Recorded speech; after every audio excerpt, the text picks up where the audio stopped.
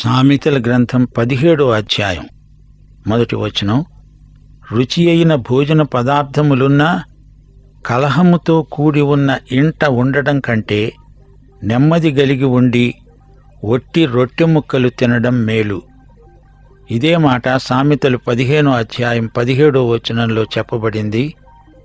పగవాని ఇంట శ్రేష్టమైన మాంసం తినడం కంటే ప్రేమగల చోట ఆకుకూరల భోజనం తినడం మేలు. ఏ ఇంటిలో శాంతి సమాధానాలు లేవో ఆ ఇంటి వారితో సహవాసం చేయడం మంచిది కాదు, అనగా భోజన సహవాసం కోరదగినది కాదు. అహాబు యెజెబెలు ఎలాంటి వారో జ్ఞాపకం తెచ్చుకోండి. వారి ఇంటిలో సమాధానమనేది మచ్చుకు కూడా కానరాదు. మత సంబంధమైన వాతావరణం ఉన్నది గాని ఆత్మ సంబంధమైన స్థితి కాదది. ఏలియా వచ్చాడు, ప్రకటన చేశాడు. దేవుడు ఆజ్ఞ ఇచ్చే వరకు వర్షం కురవదు అన్నాడు. వెంటనే వెళ్ళిపోయాడు. ఎక్కడికి వెళ్ళాడు? ఎందుకు వెళ్ళాడు? రాజుగారి ఇంటిలో ఆతిథ్యం కంటే అరణ్యంలో వాగు దగ్గర దేవునితో ఏకాంతంగా ఉండడం అతనికిష్టం. అక్కడ నెమ్మదిగా ఉండి రొట్టె ముక్క తిని తృప్తి చెందాడు. అలాగే మోషేను చూడండి. ఫరో యొక్క రాజసౌధంలో ఉండే కంటే మిద్యాను అరణ్యంలో దేవుని సన్నిధిలో శిక్షణ పొందడం అతనికి మేలు. మోషే, ఏలియా వీరిద్దరూ రాజసౌధంలోని రుచిగల భోజన పదార్థాలను కాదని దేవుని సన్నిధిలో నెమ్మది కలిగి ఉండి ఒట్టి రొట్టె ముక్కలు తిని సంతోషించారు. మన జీవితంలో అలాంటి సందర్భాలు ఎన్నో తారసిల్లుతాయి.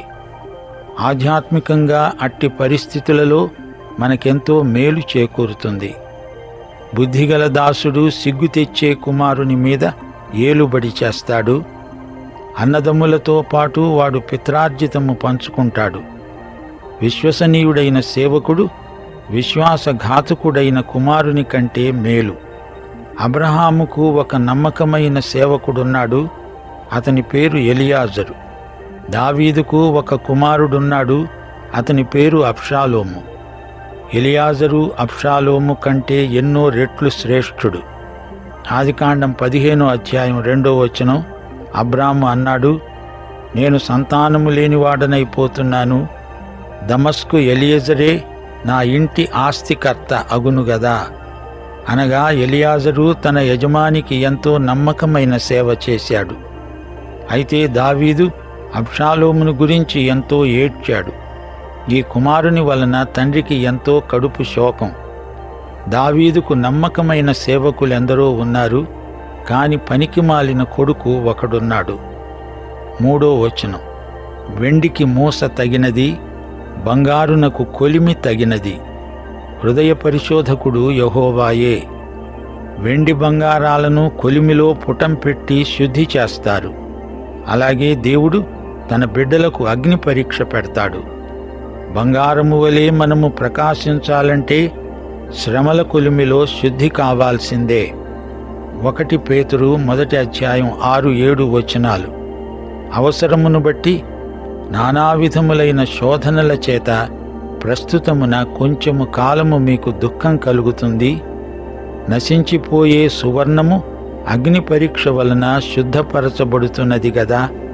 దానికంటే అమూల్యమైన మీ విశ్వాసము ఈ శోధనల చేత పరీక్షకు నిలిచినదై యేసుక్రీస్తు ప్రత్యక్షమైనప్పుడు మీకు మెప్పు, మహిమ, ఘనత కలగడానికి కారణమవుతుంది. మన ఆధ్యాత్మిక సౌశీల్యాన్ని మెరుగుపరచడానికి దేవుడు ఇదే పద్ధతిని వాడుతాడు. యోబు ఇబ్బందుల కొలిమిలో పుటం పెట్టబడిన బంగారం లాంటివాడు. అలాగే పౌలు శరీరంలో ఒక ముళ్ళు ఉంది. సంఘ చరిత్రలో హతసాక్షుల కాలం ఎంతో ప్రాముఖ్యమైనది. శ్రమల ద్వారా సంఘ జీవితంలో గొప్ప ఉజ్జీవం కలిగింది. సంఘం లోకముతో కలిసిపోయినప్పుడు ఉజ్జీవం అడుగంటిపోతుంది. ద్వితీయోపదేశకాండం 32వ అధ్యాయం 15వ వచనం. యెషూరును కొవ్వినవాడై కాలు జాడించాడు. నీవు కొవ్వి బలిసి మందుడవయ్యావు. వాడు తనను పుట్టించిన దేవుణ్ణి విడిచాడు, తన రక్షణ శైలమును తృణీకరించాడు. ఇలాంటి విశ్వాసులు మన మధ్య ఎందరో ఉన్నారు. వీరిని దేవుడు కొలిమిలో పెట్టి మూసలో పోసి క్రమశిక్షితులను చేసి వాడుకోవాలి. ఈ రోజున కూడా దేవుడు తాను వాడుకునే సేవకులను ఇబ్బందుల కొలిమిలో పెట్టక మానడు. 6వ వచనం, కుమారుల కుమారులు వృద్ధులకు కిరీటం, తండ్రులే కుమారులకు అలంకారం. మనమలు మనవరాండ్రు కలిగిన వారికి ఈ వచనం బాగా అర్థమవుతుంది. కుమారులు, మనుమలు, కుమార్తెలు, మనవరాండ్రు ఇంటికి అలంకారం. దేవుని కుటుంబాలు అన్ని రకాల వయస్సు గల వారితో నిండి ఉంటే వైవిధ్యంలోని అందం మనకు బోధపడుతుంది. అహంకారముగా మాట్లాడడం బుద్ధి లేని వానికి తగదు. అబద్ధమాడడం అధిపతికి బొత్తిగా తగదు. తెలివి తక్కువ వానికి అహంకారం ఉంటే అదొక వికృత రూపం. అధిపతులు అబద్ధాలాడకూడదు. దాని ద్వారా రాజ్యానికి కళంకం వస్తుంది. లంచం తన దృష్టికి మాణిక్యం వలె ఉంటుంది. అటివాడు ఏమి చేసినా దానిలో యుక్తిగా ప్రవర్తిస్తాడు. లంచగొండితనం హేయమైనది. లంచం తీసుకునేవానికి అది మాణిక్యం అనిపించవచ్చు. లంచగొండి యుక్తిపరుడై ప్రవర్తిస్తాడు. ఇచ్చేవాని దృష్టిలో లంచం పుచ్చుకునేవాడు నీచుడు. దేవుని దృష్టిలో వీరిద్దరూ నేరస్తులే. ప్రేమను వృద్ధి చేయగోరేవాడు తప్పిదమ్ములు దాచిపెడతాడు. జరిగిన సంగతి మాటిమాటికి ఎత్తేవాడు మిత్రభేదం చేస్తాడు. నీవు ఒక వ్యక్తిని ప్రేమిస్తున్నావంటే అతని బలహీనతలు, లోపాలు ఇతరులకు చెప్పకూడదు. వెనకటి సంగతులు ఎప్పుడో అన్న మాటలు మాటిమాటికి చెప్పి దెప్పి పొడిచినందున స్నేహితాలు పాడైపోతాయి. మిత్రలాభం కంటే మిత్రభేదం ఎక్కువవుతుంది. 10వ వచనం, బుద్ధిహీనుడికి 100 దెబ్బలు నాటినంత కంటే బుద్ధిమంతునికి ఒక్క గద్దింపు మాట లోతుగా నాటుతుంది. దేవుడు బుద్ధిమంతుణ్ణి గద్దిస్తాడు. అతనికి ఒక్క మాట చాలు. బుద్ధిహీనుడికి ఒక్క మాట చాలదు, ఒక్క దెబ్బ అవసరం. అదైనా కొన్నిసార్లు చాలదు, 100 దెబ్బలు కావాలి. మనిషికి ఒక మాట, గొడ్డుకు ఒక దెబ్బ అన్నారు పెద్దలు. దేవుడు తన వాక్యం ద్వారా ఒక్క మాట చెబితే విననప్పుడు ఒక దెబ్బ కొట్టవలసి వస్తుంది. ఆ ఒక్క దెబ్బ కూడా పనిచేయనప్పుడు అతన్ని ఇక్కడ నుండి లాగివేయవలసి వస్తుంది. నేరస్తులను చెరసాలలో వేస్తారు. అది శిక్షించడానికి మాత్రమే ఉపకరిస్తుంది. చెరసాలలోని నేరస్తులకు క్రమశిక్షణ పనిచేయదు. మన పిల్లలకు క్రమశిక్షణ కావాలి గాని చెరసాలలోని నేరస్తులకు శిక్ష. తిరుగుబాటు చేసేవాడు కీడు చేయడానికే కోరుకుంటాడు. అట్టివాని వెంట క్రూర దూత పంపబడతాడు. తిరుగుబాటుదారుడు సంస్థలకు, సమాజాలకు కీడు కలిగిస్తాడు. రాజు అట్టి దొండగాలను అరికట్టడానికి దూతలను పంపుతాడు. పితూరీదారులను నిర్దాక్షిణ్యంగా అణిచివేయటం జరుగుతుంది. పిల్లలను పోగొట్టుకున్న ఎలుగుబంటిని ఎదుర్కొనవచ్చును గాని మూర్ఖపు పనులు చేస్తున్న మూర్ఖుణ్ణి ఎదుర్కొనరాదు. మూర్ఖుడు చేసే పనిని ఆపాలంటే కష్టమే. ఎలుగుబంటి తాను ఈనిన పిల్లలను పోగొట్టుకున్నప్పుడు దానికి పిచ్చెక్కుతుంది. అది ఎదురుగా ఉన్న వారి మీద పడి వారిని చీల్చివేస్తుంది. మేలుకు ప్రతిగా కీడు చేసేవాని ఇంట నుండి కీడు తొలగిపోదు. కీడుకు ప్రతిగా మేలు చెయ్యాలి గాని మేలుకు బదులు కీడు చేసేవాడు భ్రష్టుడు. అతని ఇంట కీడు తిష్టవేసుకొని కూర్చుంటుంది. కలహారంభం నీటిగట్టున పుట్టే ఊట. వివాదము అధికము కాకమునుపే దానిని విడిచిపెట్టు. కలహము మొదలైంది అంటే ఇరుపక్షాలు మాట మీద మాట రెట్టించుకుంటూ జగడాన్ని ఎక్కువ చేసుకుంటారు. వేడి తగ్గిపోవాలి, వెలుగు ఎక్కువ కావాలి. వివాదాన్ని అక్కడికక్కడే తుంచివేయాలి. దుష్టులు నిర్దోషులని తీర్పు తీర్చేవాడు, నీతిమంతులు దోషులని తీర్పు తీర్చేవాడు, వీరిద్దరూ యెహోవాకు హేయులు. తీర్పరి న్యాయంగా తీర్పు చెప్పాలి. న్యాయాన్ని తారుమారు చేయకూడదు. న్యాయపు త్రాసులో దాళా ఉండకూడదు. న్యాయ తీర్పు లేని న్యాయస్థానాలు దేవునికి అసహ్యం. న్యాయం పక్షాన వాదించని న్యాయవాదులు దేవుని దృష్టిలో నీచులు. బీదవాని బిడ్డను రాచవాడు కొడితే రాచవాని బిడ్డను దేవుడు కొడతాడు అని పెద్దలు చెప్తారు. బుద్ధిహీనుని చేతిలో జ్ఞానం సంపాదించడానికి సొమ్ముండనేలా? వానికి బుద్ధి లేదు గదా. డబ్బు ఉంటే పుస్తకాలు కొనవచ్చు గాని జ్ఞానాన్ని కొనగలమా? బుద్ధిహీనుడికి జ్ఞానమంటే ఇష్టముండదు. అతన్ని బలవంతాన బడికి పంపించినా ప్రయోజనం లేదు. జ్ఞాన సంపాదన కంటే కొందరికి కాయకష్టం చేసుకోవడం ఇష్టం. అతడు ధనవంతుడైనా బేదవాడైనా జ్ఞానతృష్ణ కలిగిన వాడిని దేవుడు ఆశీర్వదిస్తాడు. అయితే బీదలకు కూడా జ్ఞానం అందుబాటులో ఉండాలి. అది దేవునికి ఇష్టం. 17వ వచనం, నిజమైన స్నేహితుడు విడువకుండా ప్రేమిస్తాడు. దుర్దశలో అట్టివాడు సహోదరుడుగా ఉంటాడు. ఈ వచనంలో మనకు దావీదు, యోనాతాను కనపడుతున్నారు. వారు ఒకరినొకరు విడువక ప్రేమించుకున్నారు. దావీదు రాజదర్బారులో సితారా వాయించినప్పుడు మాత్రమే కాదు, అతడు దుర్దశలో ఉండగా సౌలు బారి నుండి తప్పించుకొని పారిపోయేటప్పుడు కూడా అతణ్ణి ఎంతో ప్రేమించాడు. యోనాతాను సౌలు కుమారుడే, సింహాసనానికి వారసుడు.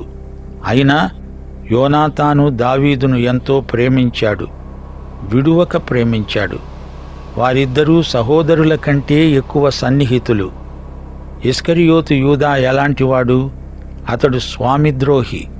అబ్షాలోము ఎలాంటివాడు? ఇతడు పితృద్రోహి. తన పొరుగువానికి జామీను ఉండి పూటపడేవాడు, తెలివి మాలినవాడు. అప్పులున్న వానితోనూ చెప్పులున్న వానితోనూ నడిచి వెళ్ళకూడదని మన పూర్వీకులు చెబుతారు. కలహప్రియుడు, దుర్మార్గప్రియుడు. తన వాకిండ్లు ఎత్తు చేసేవాడు నాశనమును వెదికేవాడే. కలహం దుర్మార్గానికి నడుపుతుంది. ఇద్దరు కొట్లాడుకుంటే చూడడం కొందరికి సరదా. తగిలి కాని ఎత్తు చేయడు, తడిసి కాని గుడిసె కప్పడు. అనవసరంగా వాకిండ్లు ఎత్తు చేయడం అపాయాన్ని కొని తెచ్చుకోవడమే. కుటిలవర్తనుడు మేలు పొందడు. మూర్ఘముగా మాట్లాడేవాడు కీడులో పడతాడు. ప్రవర్తనలో, మాటల్లో ఇతరులకు మేలు కలిగేటట్లు చూడాలి. కుటిలం, మూర్ఘం చెడ్డ లక్షణాలు. నోరు మాట్లాడితే నొసలు వెక్కిరించిందట. మూర్ఖ సంభాషణ మనిషిని కీడులోకి పడనెడుతుంది. బుద్ధిహీనుని కన్నవానికి వ్యసనం కలుగుతుంది. తెలివిలేని వాని తండ్రికి సంతోషం లేదు. తన కుమారుడు బుద్ధిహీనుడైతే, తెలివిలేనివాడైతే తండ్రి ఎంతో బాధపడతాడు. ఇలాంటివాడు నా కుమారుడు అని చెప్పుకోవటానికి సిగ్గుపడతాడు. ఒకసారి యేసు ప్రభువు ఇస్కరియోతు యూదాను గురించి అన్నాడు, నీ తల్లి నిన్ను కనకుండా ఉన్నా బాగుండేది. సంతోషము గల మనస్సు ఆరోగ్య కారణం. నలిగిన మనస్సు ఎముకలను ఎండిపోజేస్తుంది. ఈ రోజుల్లో అనేక మందికి మానసికంగా ఆందోళన ఎక్కువవుతున్నది. ఇనుము విరిగనేని ఇనుమారు ముమ్మారు కాల్చి అతుకగలడు కమ్మరీడు. మనసు విరిగనేని మరి అంట నేర్చునా. ఇది మన దేశీయ జ్ఞానవాక్కు. మనస్సు విరిగితే ఎముకలు ఎండిపోతాయి. మనస్సు ఆనందంగా ఉంటే గుండె జబ్బులు రావు. ఆనందంతో ప్రభువును స్తుతించాలి. విచారం చేత నరాలు బిగుసుకపోతాయి. న్యాయవిధులను చెరపడానికి దుష్టుడు ఒడిలో నుండి లంచం పుచ్చుకుంటాడు. న్యాయవాది లంచగొండి అయితే న్యాయవిధులు చెడిపోతాయి. న్యాయం ఓడిపోతుంది, అన్యాయం గెలుస్తుంది. జ్ఞానము వివేకము గలవాని ఎదుటనే ఉన్నది. బుద్ధిహీనుని కన్నులు భూదిగంతములలో ఉంటాయి. నీ ఎదుట ఉన్నది గమనించాలి. జ్ఞానం నీకు చాలా దగ్గరగా ఉంది. దూరానికి చూస్తే నీకేమి కనిపిస్తుంది? దూరపు కొండలు నునుపు. తప్పిపోయిన కుమారుడు తన దగ్గర ఉన్న జ్ఞానాన్ని విడిచి దూరదేశం వైపు దృష్టిని సారించాడు. దూరాన ఉన్నది ఆకర్షణీయంగా కనిపించింది. తన ఇంటిలో ఉన్న రుచిగల భోజనం ముఖం మొత్తింది. పొరుగింటి పుల్లకూర రుచి అనిపించింది. దూరంగా వెళ్ళిపోయి పాడైపోయాడు.